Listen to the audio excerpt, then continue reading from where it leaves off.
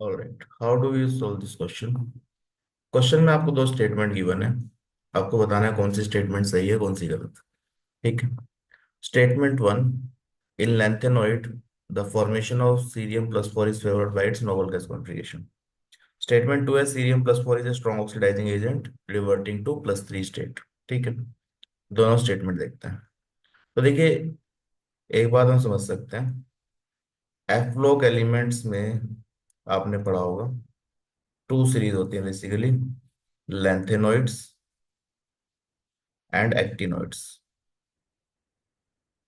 लैंथेनोइड्स and actinoids, दोनों में जो मोस्ट कॉमन ऑक्सीडेशन स्टेट है, ये आपने पढ़ा होगा, most common oxidation state is plus three.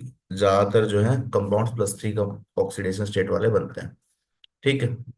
तो generally most of the metals form F three plus three oxidation state compound. अब यहाँ पे बोला गया है कि लैंथेनोइड्स में cerium plus four oxidation state favour होती है due to noble gas configuration. तो सीरियम का इलेक्ट्रॉनिक कॉन्फ़िगरेशन देखिए पहले।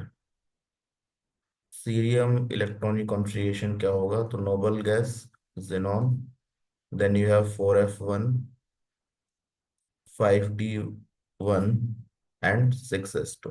ठीक है।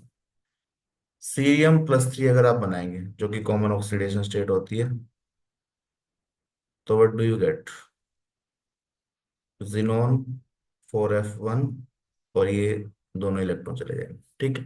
These three electrons will go. तो ये सीरियम प्लस थ्री है। अब देखो यहाँ पे Y plus four can also be formed. Plus four भी बन सकती है। क्यों बन सकती है?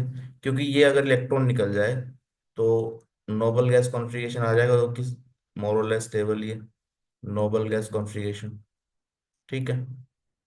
तो क्वेश्चन में यही बोला गया है कि सीरियम प्लस फोर स्टेट भी बना सकता है, it is favoured by formation of noble gas configuration. तो पहला स्टेटमेंट सही बोल रहा है। Lanthanoids formation of cerium plus four is favoured by noble gas configuration. ठीक है। सेकंड स्टेटमेंट देखो, cerium plus four is strong oxidant reverting to common plus three oxidation state. अब प्लस थ्री वाली कॉमन होती है। ठीक है। तो सीरियम प्लस थ्री एक इलेक्ट्रॉन लेकर के सीरियम थ्री प्लस में कन्वर्ट हो जाता है। ठीक है। अब ये हमें चेक करना है, तो इसका इनोड देख लो। तो इनोड अगर आप देखेंगे तो दिस इज 1.74 वोल्ट। ठीक है। 1.74 वोल्ट। तो this is A spontaneous process, ये अपने आप हो जाएगा। स्पॉन्टेनियस प्रोसेस है, डेल्टा जी नेगेटिव है इसका, इनोड पॉजिटिव है। स्पॉन्टेनियस प्रोसेस, स्पॉन्टेनियस प्रोसेस है तो ये आराम से हो सकता है। दैट मीन्स सीरियम अपना एक इलेक्ट्रॉन एक्सेप्ट करके सीरियम प्लस थ्री बना रहा है। दैट मीन्स इसका क्या हो रहा है, रिडक्शन। तो this is a oxidising agent. Oxidising agent का रिडक्शन होता है। ऑक्सीडाइजिंग एजेंट दूसरे सब्सटेंस को ऑक्सीडाइज करता है और खुद रिड्यूस होता है। तो cerium plus four is a oxidising agent, positive anode है, तो ये प्रोसेस स्पॉन्टेनियस है। तो सेकंड स्टेटमेंट भी सही बोल रहे हैं कि cerium plus four is strong oxidant reverting to common oxidation state plus three, ये प्लस थ्री में कन्वर्ट हो जाएगा आराम से। So this is also true. तो both of the statement are true, statement one, statement two. Option four is the correct answer. ठीक है।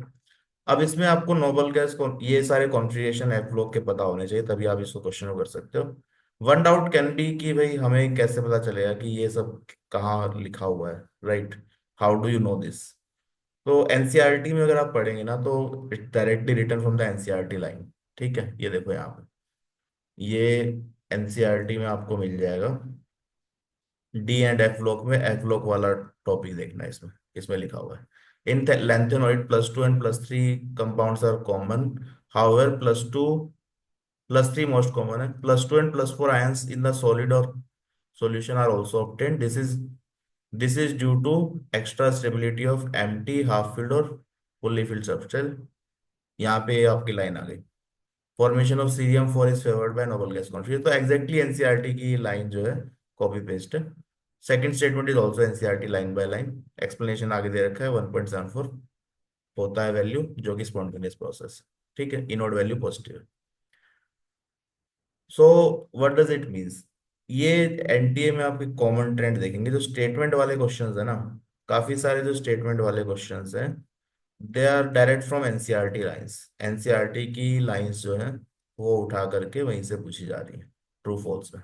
ठीक है, तो ये 1-2 साल से आप ये ट्रेंड नोटिस कर सकते हैं काफी सारे क्वेश्चंस में। तो you need to read the NCERT thoroughly for this kind of question. ऐसे क्वेश्चन अटेम्प्ट करने के लिए आपको एनसीईआरटी थोरोली पढ़नी पड़ेगी। ठीक है, तो ये रेफरेंस है एनसीईआरटी का फर्दर इंफॉर्मेशन के लिए। Correct answer is option 4।